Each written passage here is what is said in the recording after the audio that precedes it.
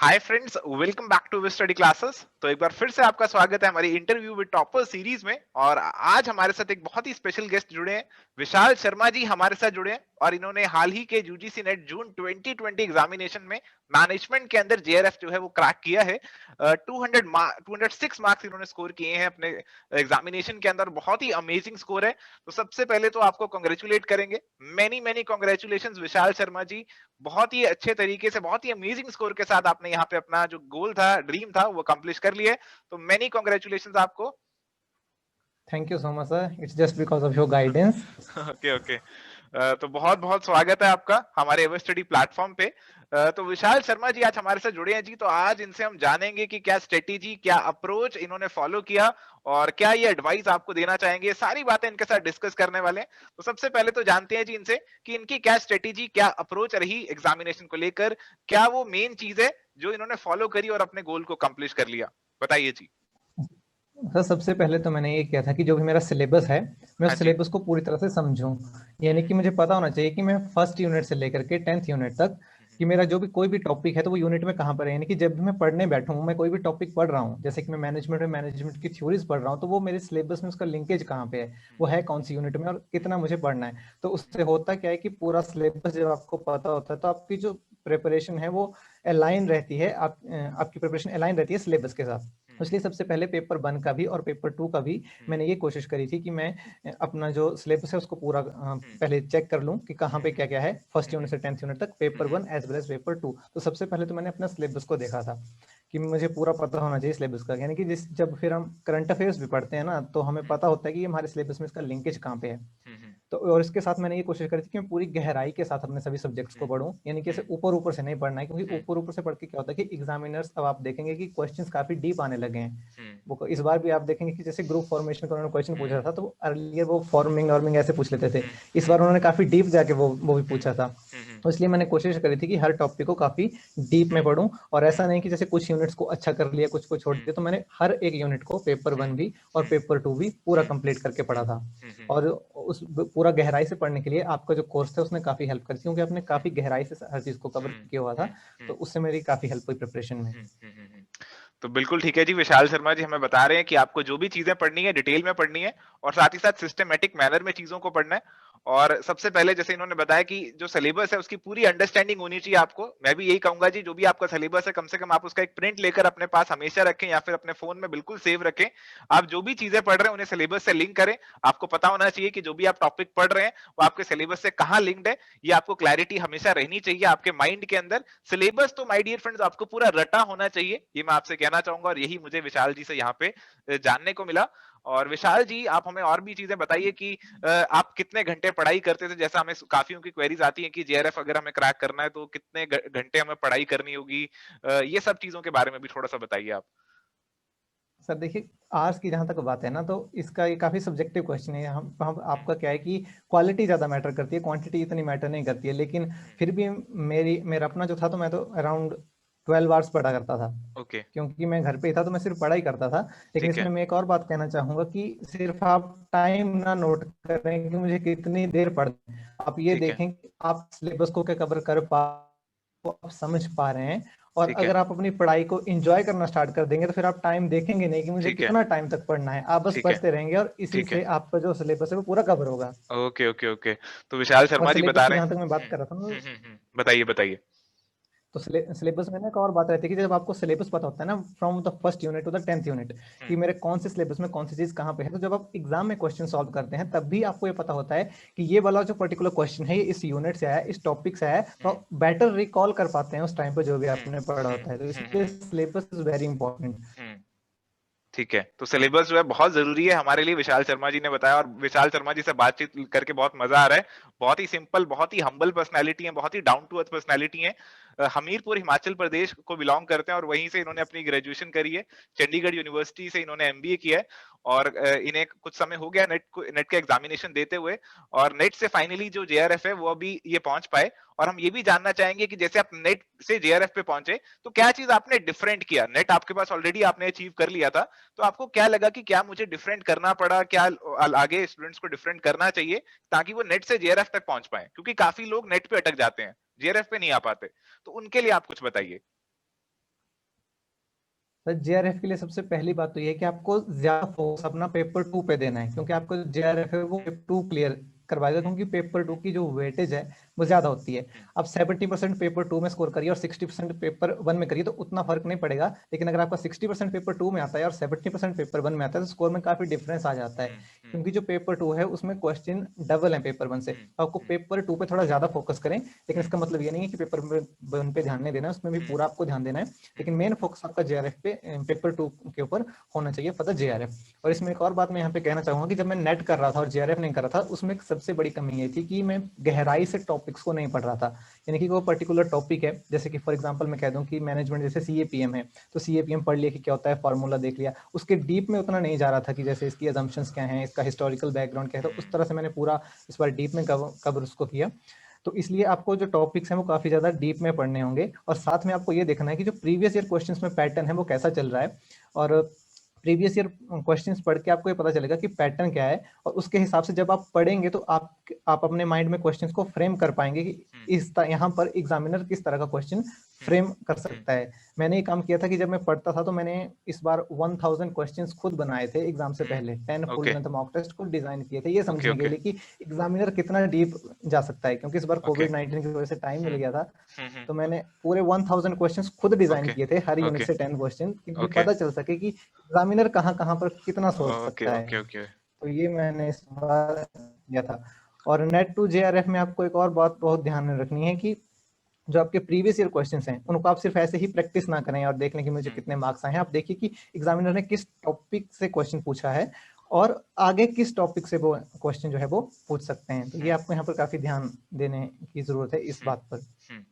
तो हमें जानने को मिला कि आपको एग्जामिनर के माइंड की बात पहचाननी है, आपको ये जानना है कि एग्जामिनर कैसे सोचते हैं, और अगर आपको एग्जामिनर के माइंड तक पहुंचना है ना, तो आपको प्रीवियस ईयर पेपर अच्छे से करने होंगे। तभी आपको पता चलेगा कि कैसे सवाल इस टॉपिक में से पूछे जाते हैं, और अगला आप टॉपिक जब पढ़ेंगे तो आप खुद भी सोच पाएंगे कि इस टॉपिक से ये सवाल पहले पूछा गया था, तो इस बार भी कुछ ऐसा सवाल पूछ सकते हैं, या फिर इससे आप डिफरेंट भी पूछ सकते हैं। तो ये आपके दिमाग में क्लैरिटी होगी। तो मैं जहां तक अंदाजा लगा पा रहा हूं इनकी बातों से, मुझे लग रहा है कि सबसे पहले आपको जो शुरुआत करनी चाहिए वो प्रीवियस ईयर से ही शुरुआत करनी चाहिए। कोई भी आप टॉपिक पढ़ें तो प्रीवियस ईयर एक बार देख लें। अपने सिलेबस जो शुरुआत करने लगे हैं तो एक बार प्रीवियस ईयर को डेफिनेटली गो थ्रू कर लें, चाहे बहुत डिटेल में ना जाए, एक बार गो थ्रू कर लें, और फिर जो है अपने प्रिपरेशन को आप स्टार्ट करें। क्या आप ऐसे ही मानते हैं विशाल जी? Yes sir. और ना अगर आप पहले हो, कई बार होता है जैसे कि कोई कैंडिडेट है पहली बार प्रिपरेशन शुरू कर रहा है तो उसको एकदम से प्रीवियस क्वेश्चन समझ ना भी आए, तो एक बार उसको थोड़ा सा देख लें। लेकिन जब आप एक फर्स्ट रीडिंग जब अपने सिलेबस की कर लेते हैं, फर्स्ट रीडिंग के बाद प्रीवियस ईयर क्वेश्चन जरूर करें। फर्स्ट रीडिंग के बाद तो करना ही चाहिए। अगर आपने फर्स्ट रीडिंग अपने सिलेबस की कर ली है उसके बाद प्रीवियस ईयर क्वेश्चन को देखें, और तभी आपको पता चलेगा कि एग्जाम में क्वेश्चन किस तरह के आ रहे हैं और जो बिल्कुल मैं पढ़ रहा था वो एज पर सिलेबस में पढ़ रहा हूँ या नहीं पढ़ रहा हूँ। बिल्कुल बिल्कुल बिल्कुल, अपने आप को चेक करने के लिए कि हम एज पर एग्जामिनेशन पढ़ रहे हैं तो प्रीवियस ईयर आपको यहाँ पे सॉल्व करने चाहिए। तो प्रीवियस ईयर बहुत जरूरी हो गए हैं जी हमारे लिए। अब साथ ही में विशाल जी से जानना चाहूंगा, अभी एवर स्टडी कोर्सेज के साथ जुड़े हुए थे, तो क्या इनको बेनिफिट हुआ, क्या इनको हेल्प मिली हमारे कोर्सेज से, थोड़ा सा आप बताइए हमें। सर एवर स्टडी के कोर्सेज से बहुत ज़्यादा हेल्प मिली। मैं 3 बार नेट कर चुका था, इस बार ओके फोर्थ टाइम मेरा जेआरएफ हुआ है, तो एवर स्टडी का उसमें काफ़ी ज़्यादा योगदान है, क्योंकि आपका जो आपने जो कोर्स बनाया है वो काफ़ी ज़्यादा डीप में कवर किया हुआ है हर चीज़ को। आप क्लास नोट्स के साथ साथ जो सप्लीमेंट्री नोट्स दिए उनमें काफ़ी गहराई से आपने पढ़ाया है, तो इसलिए उन्होंने उस जो आपका पूरी कवरेज थी सिलेबस की उससे काफ़ी हेल्प हुई। और स्पेशली आपके जो मॉक टेस्ट थे, तो मॉक टेस्ट में जिस तरह से आपने क्वेश्चन बनाए हुए हैं काफ़ी एकदम मतलब एग्जाम लेवल के बनाए हुए हैं, जिससे काफ़ी टफ क्वेश्चन बीच बीच में बहुत ज़्यादा टफ क्वेश्चन भी आते हैं, जिससे कि अच्छे से प्रैक्टिस हो जाती है कि इस लेवल तक भी एग्जाम आ सकता है। तो जब आप मॉक टेस्ट प्रैक्टिस करते हैं तो उससे भी आपकी जो है काफ़ी अच्छी प्रिपरेशन होती है। और एवर स्टडी के जो मॉक टेस्ट थे उन्होंने काफ़ी ज़्यादा हेल्प करी मेरी एग्जाम को क्वालिफाई करने में। ओके ओके, तो मॉक टेस्ट जो बता रहे हैं कि बहुत जरूरी है, आपको मॉक टेस्ट ज्यादा से ज्यादा लगाने चाहिए अगर आप अपने आप को परफेक्ट बनाना चाहते हैं। वो कहती हैं जी practice makes the man perfect, और उसके लिए मॉक टेस्ट एक बहुत इंपॉर्टेंट रोल आपके लिए प्ले करेंगे। और साथ ही साथ मैं ये जानना चाहूंगा कि जैसे आप अपनी प्रिपरेशन कर रहे हैं तो उसके लिए रिवीजन का क्या इंपॉर्टेंस है आपके लिए? आपने लास्ट में कितना टाइम रिवीजन के लिए छोड़ा? कुछ ऐसी चीजें आप हमारे साथ शेयर कीजिए। सर रिवीजन तो बहुत ज़्यादा इंपॉर्टेंट है। आप जब एक बार फर्स्ट रीडिंग अपने सिलेबस की कर लेते हैं तो ज़रूरी नहीं कि आपने वो सब कुछ पढ़ लिया है, आप आधा भूल चुके होंगे। आपको वो पीछे जाके देखना होगा कि कहाँ-कहाँ पर मैं भूल चुका हूँ और वहाँ-वहाँ पर आपको इम्प्रूव करना है। और आपको ये फर्स्ट रीडिंग में आपको ये पता चलता है कि कौन-कौन से ऐसे टॉपिक हैं जो काफ़ी डिफ़िकल्ट मुझे लग रहे हैं, जिन्हें मैं अच्छे से नहीं कर पा रहा हूँ, तो उनको आप जब रिवाइज़ करते हैं तभी आप उनको कर पाते हैं। तो रिवीजन का बहुत ज़्यादा इंपॉर्टेंट यहाँ पर रोल है। तो मैंने जो अपना रिवीजन किया था, तो मैंने एक बार फर्स्ट रीडिंग कर ली थी पूरे सिलेबस की, जैसे कि मैंने एवर स्टडी के जो क्लास नोट्स थे सबसे पहले वो पढ़े थे। उसके बाद मैंने जो सप्लीमेंट्री नोट्स आपने दिए थे उनको डीप में कवर किया था। ठीक है। सप्लीमेंट्री नोट्स को मैंने फिर उसके बाद नहीं पढ़ा क्योंकि वो काफ़ी ज़्यादा डीप में है, तो मैंने वहाँ से नोट्स बना के रख लिए थे कि ताकि वो बार-बार ना पढ़ने पड़े क्योंकि वो ज़्यादा लेंथी हैं। तो उसके बाद से फिर मैंने क्लास नोट्स पढ़े थे और एवर स्टडी के जो क्लास नोट्स हैं ये 6-7 बार मैंने एग्ज़ाम से पहले रिवाइज़ करे हुए थे। Okay, okay. और इसके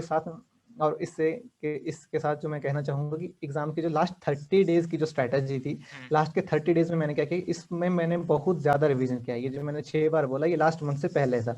अब इसके बाद मैंने क्या किया था, इसके बाद मैं एक स्ट्रैटेजी में फॉलो कर रहा था कि 1 डे 1 यूनिट कांसेप्ट। तो ओके, इसमें मैं पेपर 1 भी और पेपर 2 भी एक दिन में 1 यूनिट कवर किया करता था। ओके। एक एक मैंने आपके जो क्लास नोट्स थे उनसे कवर अप कर लिए थे मैंने। अपने जो भी एक दिन में 1 यूनिट किया करता था और जो आखिरी के 10 डेज़ थे उनमें एक दिन में 2 यूनिट्स किया करता था।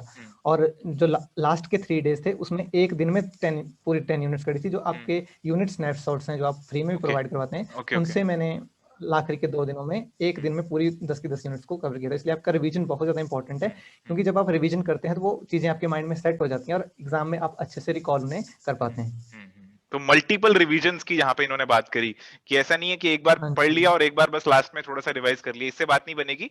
आप जितनी ज्यादा बार रिवाइज करेंगे चीजों को उतना ज्यादा अच्छे से वो आपके दिमाग में सेट हो जाएंगी और एग्जामिनेशन में आप बहुत आसानी से उन्हें रिकॉल कर पाएंगे और यही विशाल शर्मा जी ने भी किया। तो बहुत ही इंटरेस्टिंग स्ट्रेटेजीज, बहुत ही इंटरेस्टिंग अप्रोचेज हमें जानने को मिल रही है एग्जामिनेशन को लेकर।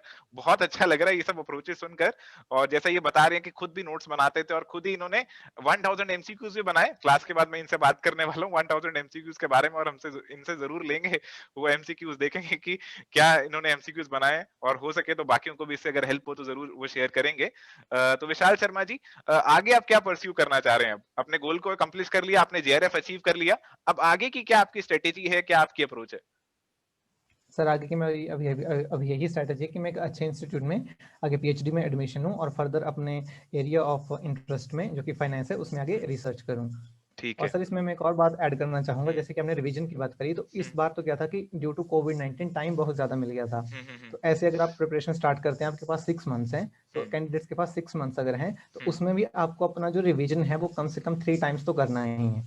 और जो आखिरी के जो आपके टाइम्स होता है, आप ये कोशिश करें कि जो आखिरी 1 मंथ होता है आपकी प्रिपरेशन का, उससे पहले आप अपना कम से कम 2-3 रिवीजन कर चुके हों। और जो आपका लास्ट मंथ जो रहता है प्रिपरेशन के लिए, वहाँ पर आपको जो है वो बिल्कुल एकदम इंटेंस रिवीजन करना है और मल्टीपल रिवीजन करना है। वहाँ पर ये नहीं कि आप बहुत ज़्यादा डिटेल में आप उस टाइम पे नहीं पढ़ सकते। अगर आप बहुत ज़्यादा डिटेल में पढ़ने जाएँगे तो आप कन्फ्यूज़ हो जाएँगे, आपको लगेगा कि ये भी छूट जाएगा, ये भी छूट जाएगा। तो उस टाइम पर आपको उन टॉपिक्स पे ध्यान देना है जहाँ पर आप कमज़ोर थे और आपको मतलब टॉपिक देखना है और देखना है कि क्या ये टॉपिक मुझे आता है। अगर अच्छे से आता है तो उसको छोड़ के उन टॉपिक पे ज़्यादा फोकस करें जो आपको जहाँ पे आप भूलते थे, और ऐसे क्वेश्चंस जहाँ पर फैक्ट होता है, जहाँ पर फैक्ट बेस्ड होता है, किसी ऑथर का नेम है, ईयर्स है, और जो भी नोट्स आप बना रहे हैं तो इन चीज़ों का नोट्स जरूर बनाएं जहाँ पर फैक्ट्स होता है या ईयर्स होता है, यानी कि कोई ऑथर का नेम है, कोई ईयर है, कोई बुक का नेम है, क्योंकि वहां से भी एनटी काफी ज्यादा क्वेश्चन पूछता है, जैसे कि ऑथर का नेम पूछ लिया या बुक का नाम पूछ लिया, वो आपको वहां पर नोट्स में बहुत ज्यादा रखना जरूरी है। क्योंकि बिल्कुल ये सब चीजें जो है बिल्कुल एग्जाम के टाइम पे एकदम से याद नहीं आएंगी जब तक आपने इन्हें 1-2 दिन पहले रिवाइज नहीं किया हुआ। तो जब भी आप ऐसी चीजें पढ़ रहे हैं आपके रिवीजन के टाइम पे या फिर पढ़ाई करते टाइम पे ऐसी चीजें आ रही हैं, इंपॉर्टेंट फैक्ट्स आ रहे हैं, तो उनकी आप एक जरूर अलग से लिस्ट बना लीजिए, उन्हें एक अलग से पेज पे नोट कर लीजिए और हो सके तो कहीं अपने रूम में भी चिपका लीजिए। सुबह मेरी बात हो रही थी रोशन कुमार जी से और उन्होंने बताया मुझे कि उन्होंने अपने रूम में अलग अलग पोस्टर चिपका लिए थे और हर एक पे अलग अलग फैक्ट्स लिखे थे और उससे वो अपनी तैयारी कर रहे थे। तो एक स्ट्रेटेजी आप फॉलो कर सकते हैं कि फैक्ट्स को आपको याद रखना है तो बार बार उन्हें रिवाइज आपको यहाँ पे करना पड़ेगा। और साथ ही इन्होंने ये भी बताया कि आप शुरू में तो बहुत डिटेल में पढ़ाई कर सकते हैं, हैं, बट एंड में आप डिटेल में मत जाइए क्योंकि उसमें बहुत टाइम लग जाएगा। एंड में आपको चीजों का एक ब्रॉड ओवरव्यू लेना है, बस चीजों का रिवाइज करते जाना है, और वो तभी पॉसिबल होगा अगर आपने शुरू में उन्हें अच्छे से पढ़ा हुआ है। अगर आप सोचेंगे कि इसे लास्ट में पढ़ लूंगा, इसे भी लास्ट में पढ़ लूंगा, तो फिर लास्ट में बहुत सारी चीजें रह जाएंगी, फिर आप अपना सिलेबस जो है अच्छे से कंप्लीट यहाँ पे नहीं कर पाएंगे। तो बहुत सारी जानकारी इनसे मिली, और जैसा कि इन्होंने बताया कि इनका फ्यूचर गोल है कि अब ये पीएचडी करना चाहेंगे और आगे असिस्टेंट प्रोफेसर के लिए जाना चाहेंगे। तो इनको हम ऑल दी बेस्ट यहाँ पे कहना चाहेंगे, बेस्ट विशेस देना चाहेंगे कि अपने गोल को आप जल्द से जल्द अकम्प्लिश करें। जैसे आपने इस गोल को अकम्प्लिश किया, वैसे ही आगे जो भी आपके गोल्स हैं आप उन्हें अकम्प्लिश करते रहें। तो बहुत अच्छा लगा विशाल जी आपके साथ जुड़कर, बहुत बहुत शुभकामनाएं आपको आगे के लिए। तो इस सेशन को माय डियर फ्रेंड्स एंड करने वाले हैं। तो माय डियर फ्रेंड्स यहाँ पे इस सेशन को मैं एंड कर रहा हूँ। Thank you friends, bye bye, take care, thank all you the so much best. Sir, thank you.